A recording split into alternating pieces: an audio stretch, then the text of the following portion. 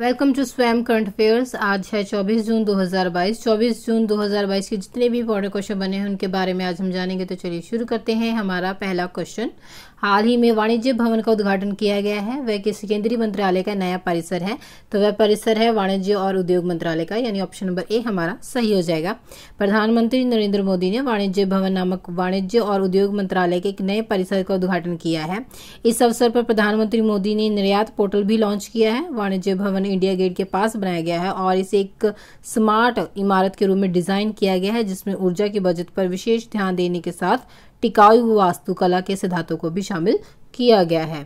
हमारा अगला प्रश्न है, केंद्रीय प्रदूषण नियंत्रण बोर्ड यानी CPCB ने प्रभावी एक्शन प्लान के जरिए 1 जुलाई से सिंगल यूज प्लास्टिक से संबंधित कितने वस्तुओं पर प्रतिबंध लगाने की तैयारी की है? तो तैयारी की गई है 19 वस्तुओं पर प्रतिबंध लगाने की, यानी ऑप्शन नंबर डी हमारा सही हो जाएगा। केंद्रीय प्रदूषण नियंत्रण बोर्ड ने प्रभावी एक्शन प्लान के जरिए 1 जुलाई से सिंगल यूज प्लास्टिक से संबंधित 19 वस्तुओं पर प्रतिबंध लगाने की तैयारी की है। इस प्लान में जागरूकता एवं कार्रवाई दोनों साथ साथ ही चलेंगी और CPCB ने कंपोस्टेबल प्लास्टिक के लगभग 200 निर्माताओं को 1 टाइम सर्टिफिकेट भी जारी कर दिया है। राज्य स्तर पर प्रदूषण नियंत्रण बोर्डों को प्रतिबंधित 19 वस्तुओं पर 1 जुलाई से चरणबद्ध तरीके से रोक लागू करने के निर्देश जारी किए गए हैं। हमारा अगला प्रश्न है, इकोनॉमिस्ट इंटेलिजेंस यूनिट्स दी ग्लोबल लिवेबिलिटी इंडेक्स 2022 के अनुसार कौन सा शहर रहने के लिहाज से दुनिया का सबसे अच्छा शहर है? तो वह शहर है वियना, यानी ऑप्शन नंबर ए हमारा सही हो जाएगा। दुनिया के रहने के लिए सबसे अच्छे शहर में ऑस्ट्रिया की राजधानी वियना है और इस सूची में भारत समेत दक्षिणी एशियाई देशों का प्रदर्शन बहुत ही निराशाजनक रहा है। कुल 140 शहरों की सूची में देश की राजधानी दिल्ली 112वें और मुंबई 117वें पायदान पर है। वहीं ऑस्ट्रेलिया का वियना शहर इस सूची में शीर्ष पर है। द इकोनॉमिस्ट मैगजीन द्वारा जारी वार्षिक वैश्विक लिवेबिलिटी सूचकांक में पाकिस्तान की वित्तीय राजधानी कराची और बांग्लादेश की राजधानी ढाका को दुनिया में सबसे कम रहने लायक शहरों में रखा गया है। हमारा अगला क्वेश्चन है, भारतीय महिला क्रिकेट टीम की किस पूर्व कप्तान ने हाल ही में खेल के सभी प्रारूपों से संन्यास की घोषणा की है? तो ये घोषणा की गई है रुमेली धर, यानी ऑप्शन नंबर बी हमारा सही हो जाएगा।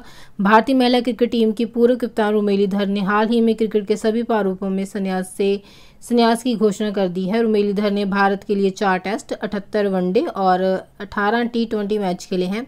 उन्होंने 2003 में इंग्लैंड के खिलाफ अंतर्राष्ट्रीय क्रिकेट में पदार्पण किया था। बेहतरीन ऑलराउंडर माने जाने वाली रुमेली ने भारत को 2005 में दक्षिण अफ्रीका में हुए महिला विश्व कप के फाइनल में पहुंचाने में महत्वपूर्ण भूमिका अदा की थी। उन्होंने 6 साल के अंतराल के बाद 2018 में भारतीय टीम में वापसी की थी। हाल ही में आपको पता ही होगा कि मिताली राज ने भी अभी अपने संन्यास की घोषणा की है। बढ़ चलते हैं हमारे अगले प्रश्न की ओर। हमारा अगला क्वेश्चन है, कौन सा एयरपोर्ट अक्षय ऊर्जा से जरूरतें पूरी करने वाला देश का पहला हवाई अड्डा बन गया है? तो वह बना है इंदिरा गांधी अंतर्राष्ट्रीय हवाई अड्डा, यानी ऑप्शन नंबर डी हमारा सही हो जाएगा। इंदिरा गांधी अंतर्राष्ट्रीय हवाई अड्डा अक्षय ऊर्जा से जरूरतें पूरी करने वाला देश का पहला हवाई अड्डा बन गया है। यहाँ 1 जून से केवल जल सोर्स ऊर्जा इस्तेमाल की जा रही है और वह ये एयरपोर्ट पर 2030 तक शून्य कार्बन उत्सर्जन का लक्ष्य पाने की दिशा में एक बड़ा कदम है। हवाई अड्डे की कुल बिजली की 6% ऊर्जा एयर साइड और कार्गो को टर्मिनल की छतों पर लगे सोलर पैनल से होती है। वहीं जल ऊर्जा से शेष 94% बिजली मिल रही है। पर चलते हैं हमारे अगले क्वेश्चन की ओर। हमारा अगला क्वेश्चन है, अंतर्राष्ट्रीय ओलंपिक दिवस यानी इंटरनेशनल ओलंपिक डे किस दिन मनाया जाता है? तो ये मनाया जाता है 23 जून, यानी ऑप्शन नंबर सी हमारा सही हो जाएगा। अंतर्राष्ट्रीय ओलंपिक दिवस प्रत्येक साल 23 जून को मनाया जाता है। ये दिन खेल एवं स्वास्थ्य का जश्न मनाने हेतु मनाया जाता है। ओलंपिक दिवस खेल, स्वास्थ्य, एकजुटता का एक बड़ा जश्न है और ये साथ ही पूरी दुनिया को क्रियाशील बनाने एवं उद्देश्य के साथ अपने आगे बढ़ने हेतु सभी को आमंत्रित करता है। इस दिन का मुख्य उद्देश्य, जैसा कि हम ऊपर पढ़ ही चुके हैं, खेलों के महत्व को बढ़ावा देना और ये प्रत्येक 4 साल के में ओलंपिक खेलों का आयोजन इसमें किया जाता है। इसमें दुनिया भर के हजारों एथलीट शामिल होते हैं। ओलंपिक दिवस पिछले 2 दशकों से अक्सर दुनिया भर में चलने वाले ओलंपिक दिवस के साथ जुड़ा हुआ है। इस साल 2022 की इसकी थीम है together for the peaceful world है। 23 जून को एक और दिवस मनाया जाता है जिसका नाम है सार्वजनिक संस्थानों और लोक सेवकों के मूल्य की सराहना करने के उद्देश्य से 23 जून को संयुक्त राष्ट्र लोक सेवा दिवस के रूप में मनाया जाता है। ये दुनिया भर के सभी क्षेत्रों के विकास में सार्वजनिक सेवा के योगदान व भूमिका पर प्रकाश डालता है। संयुक्त राष्ट्र लोक सेवा दिवस समुदाय के लिए सार्वजनिक सेवा के मूल्य और गुणों का जश्न मनाता है और विकास प्रक्रिया में लोक सेवा के योगदान पर प्रकाश डालता है।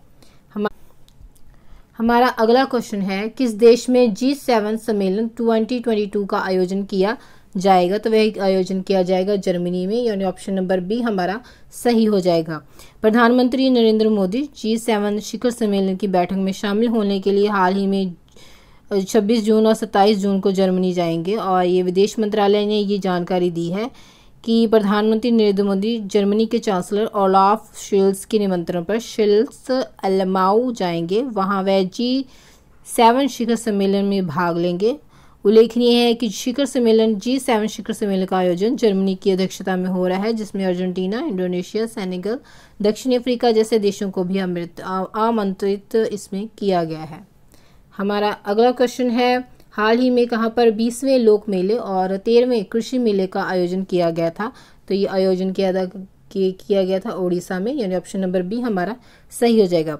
उड़ीसा में 20वें लोक और कृषि मेले का आयोजन किया गया था। जनजातीय मंत्रालय और जल शक्ति राज्य मंत्री विश्वेश्वर टुडू ने उड़ीसा के पुरी में सारधबली में 20वें लोक मेले और 13वें कृषि मेले 2022 का उद्घाटन किया था। आदिवासी संस्कृति को संरक्षित करने और कृषि में नवाचार को बढ़ावा देने के उद्देश्य से 2 मेले ये 5 दिनों तक जारी रहे और ये आज ही यानी 24 जून को समाप्त हो जाएंगी।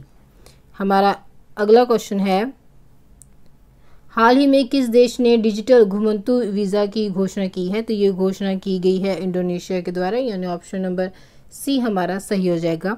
इंडोनेशिया जल्द ही एक वीज़ा की पेशकश शुरू करेगा जो कि दूर दराज के श्रमिकों को तब तक कर मुक्त रहने की अनुमति देगा जब तक कि उनकी कमाई देश के बाहर से आती है।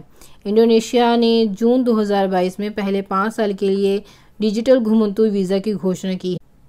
इस कदम से 3.6 मिलियन विदेशी यात्री आएंगे और इंडोनेशियाई लोगों के लिए 10 लाख नौकरियां इसके कारण पैदा होंगी। हमारा नेक्स्ट क्वेश्चन है, विश्व स्वास्थ्य नेटवर्क ने किस बीमारी को सार्वजनिक स्वास्थ्य आपातकाल घोषित किया है? तो यह आपातकाल घोषित किया गया है मंकी पॉक्स को, यानी ऑप्शन नंबर बी हमारा सही हो जाएगा।